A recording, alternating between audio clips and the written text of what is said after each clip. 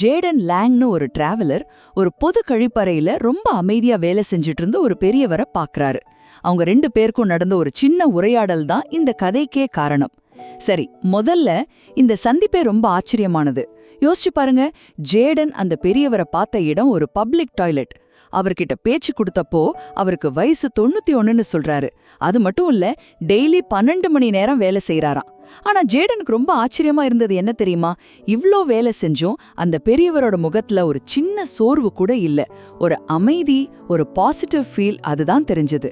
ரெண்டாவதா நீண்ட ஆயுளோட ரகசியம் என்னன்னு கேட்டது. இதெல்லாம் பார்த்துட்டு ஜேடன் கேக்குறாரு, ஐயா, உங்க நீண்ட ஆயுளுக்கு என்ன காரணம்? ஏதாவது ஸ்பெஷல் டயட்டா இல்ல உடற்பயிற்சியா அப்படின்னு.